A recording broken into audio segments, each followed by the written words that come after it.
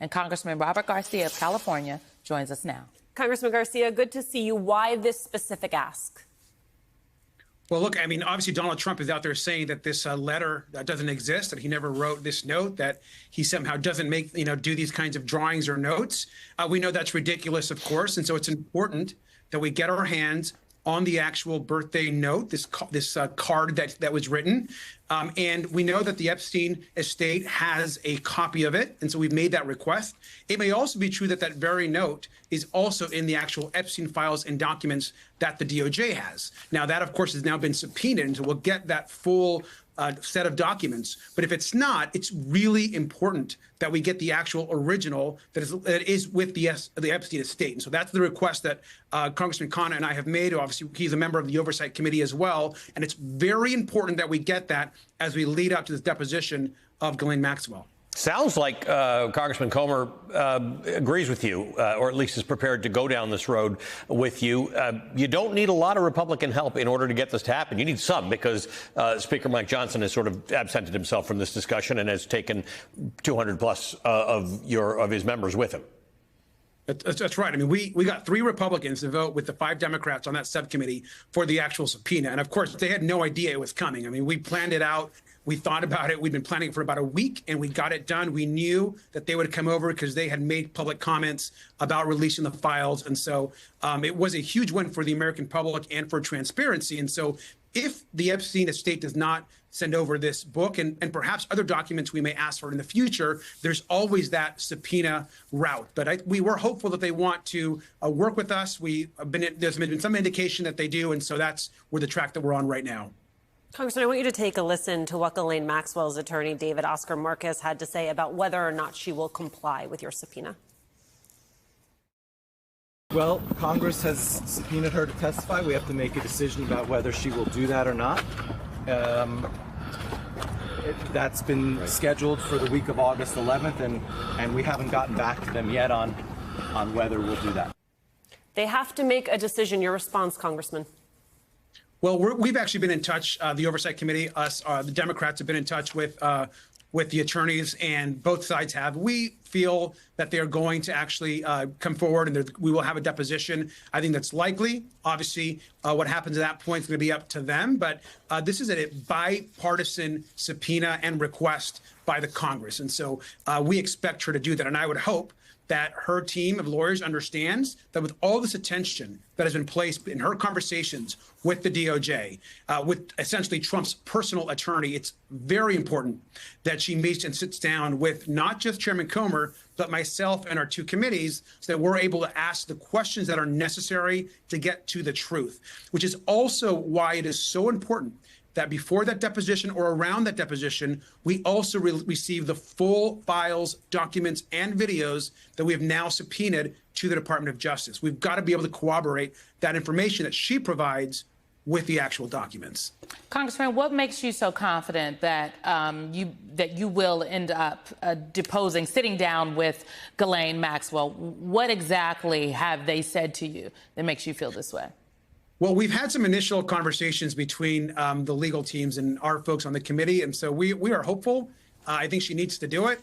It's very clear this is a very serious situation that she is in, and so look, they're going to make their decisions, and then we will need to escalate if necessary. But she's been subpoenaed in a bipartisan way by the United States Congress, and so it is important that she shows up. They have selected that date and that week of August 11th. We are ready to be there. I am ready to be in Tallahassee on whatever day that they decide to select. And so it's very important that we move that forward. The pressure on this issue, not just on Trump, on her, on the entire case, is growing every single day. Republicans right now are back in their home districts, and they are being bombarded by their constituents about what they are doing to actually get these files and documents released. This is their central campaign issue. And so it's time that Donald Trump stop flip-flopping, stop betraying his base, and actually release the files and get transparency for the American public. Congressman, it's pretty granular, the stuff that you're dealing with, and it's necessarily so. But let's pull back to about 50,000 feet here. What does success look like to you? If you get the documents you want and you get to talk to Ghislaine Maxwell, what do you think happens? Look, I think it's important that we always first and foremost center the victims. I mean, we have, as we know, young women, I mean, children in some cases that have been horrifically abused, sexually tormented. And those individuals, those teenagers, those children need justice. And so let's really center first and foremost just the horrific crimes that were committed by Epstein, that were enabled and committed as well by Maxwell and so many others. And so that justice should guide our work. At the same time, we've got to also now hold Donald Trump accountable. If he's been saying as a campaign theme that he wants to have these files released to the public, and the whole MAGA universe has been saying the same thing, and then all of a sudden, in one day, he just changes his mind and does a complete flip-flop. The question is, why? What is he hiding? And why are Republicans now so content on being complicit in this cover-up? There is a cover-up going on right now at the White House and the Department of Justice, and they are now interfering possibly with a pardon for Ms. Maxwell and other issues that are very concerning. And so true transparency for the American public is to release these files, ensure that they are out, declassified, that people can see the information for themselves. And what I've told everyone, we don't care how powerful you are, what party you're in, how much money you have, the influence you have in business or in politics. If you are in those files and you harmed young women and children, you must be held accountable. So let's talk about the files.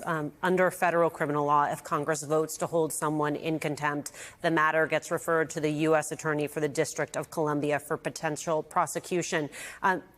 Do you have faith that this DOJ will actually enforce a subpoena against? We begin with the Jeffrey Epstein whirlwind all around Donald Trump.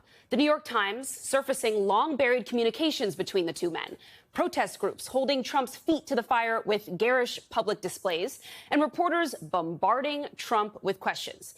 This morning, as Trump prepared to go overseas to Scotland, he was asked directly about Ghislaine Maxwell, the Epstein accomplice, of course, convicted of child sex trafficking. His DOJ interviewed her for a second straight day today. Victims are warning, though, that she's going to make up stories in return for a pardon, something Trump isn't declining to rule out. Would you consider a pardon or a commutation for Ghislaine Maxwell if she's cooperating? It's something I haven't thought about. It's really something. It's something I'm allowed to do it, but it's something I have not thought about. Would you consider clemency for Ghislaine Maxwell? Is that on the I can't talk about that now because, it's a very sensitive interview going on. I certainly can't talk about pardons now. Maxwell's lawyer facing reporters afterwards and referencing Trump's comments about a pardon. So she didn't testify at trial, but it's a different situation now. With the president even invoking the word pardon today. The president this morning said he had the power to do so. We hope he exercises that power in the right. What was the focus of the question? They asked about every possible thing you could imagine. Everything was on the table. A deal as a result of this? I'm sorry? Are you hoping for a deal as a result of this meeting? We're not going to comment on what we're hoping for. We just today and yesterday answered questions. So she hasn't been offered clemency or anything? No offers have been made. She literally answered every question. She didn't say, you know what, don't ask me that. I'm not going to talk about this person. She was asked maybe about 100 different people. Also today, the New York Times revealing more about Trump's relationship with Epstein, publishing this image. It shows the inscription reportedly Trump wrote to Epstein on the inside of his 1997 book, The Art of the Comeback. It reads, "To Jeff, you are the greatest," with Trump's distinctive signature on it. The Times also confirming reporting that Trump's name is on a contributor list for Epstein's 2003 birthday book. It follows this week's Wall Street Journal report that Trump wrote a, quote, bawdy birthday message in that book. Today, Trump still denying it. Do you maintain you did not write a letter for Jeffrey Epstein's birthday book? I don't even know what they're talking about. Now, somebody could have written a letter and used my name, but that's happened a lot.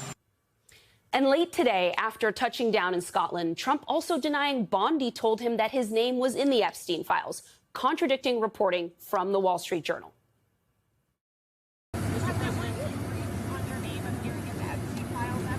No, I was never briefed. No. All of this is building on new reporting from the Times about how the Epstein files have consumed Pam Bondi's Justice Department. The DOJ conducted a, quote, frenetic scramble to sort more than 100,000 pages of materials related to Mr. Epstein, only to announce there was nothing to see there, folks. Many in MAGA don't believe it, and neither do a number of increasingly aggressive protest groups. On the left of your screen, a banner flown in Tallahassee where Maxwell is being interviewed. It reads, Trump and Bondi are protecting predators. In the middle, a sign on Trump's Scotland golf course reading, twinned with Epstein Island. And on the right, a bus stop near the U.S. Embassy in London showing Trump with Epstein. It has been a week. And this week, a video resurfaced from a 2010 deposition of Epstein. Have you ever socialized with Donald Trump in the presence of females under the age of 18? Yeah, do you have an age limit, or would you? No, I have no age. I mean, I have an age. I don't want to be the like upper bracket, Congressman Foley with 12-year-olds. Breaking late this afternoon. Brand new bombshell reporting from the Wall Street Journal. The U.S. Attorney General Pam Bondi told President Trump back in May that his name appears multiple times in the Epstein files. Trump is hiding away. He is afraid because he went on this trip to Scotland, right? He went on this trip to Scotland. He loves it there. They hate him there, but he loves it there. And he was getting hammered, not just like the usual stuff, because you've seen it. We've covered it for years now. Even when Trump was no longer president, God, those were the days, weren't they? But when Trump was no longer president, he would visit Scotland, and there would be massive protests against him at his golf club, just, throughout the country when he would visit various foreign nations, right? And they're hammering him there, but also with the Epstein stuff. And here's what's really smart about what Representative Garcia is doing. He's not just gonna let the Trumpers drive the narrative here, because he understands that, yes, this Epstein story, the Maxwell story, all of that is indeed super bad for Trump. But he also understands that there's a sort of a vacuum of facts right now. And there's also very clearly an effort from Trump and his team to massage the Maxwell angle, whether it's to have her get a pardon or immunity or whatever to testify. They're going to say, obviously on paper and in public, they're going to say she's going to testify truthfully. She's just going to, they're going to ask her questions and my goodness, right? They're going to have her hands like that. It's like, she's going to testify truthfully. But let's be clear that I think the intent is to have her implicate enemies of Trump and protect him. Downplay his relationship with Epstein. She's not going to be able to deny it. There's too many pictures of them together, birthday presents and all of that. But she'll say, they were friends, yes, but not for a long time, and he was never around when we were doing what we were doing. And again, whether that's true or not, she might say it if it gets her what she wants, right? But what Garcia's trying to do is get the evidence. Get the stuff from the Wall Street Journal, get stuff released, because if it's released in full without caveat, then 1, the people will know the full truth, and 2, any schemes by Maxwell that could be proven as perjury will be caught.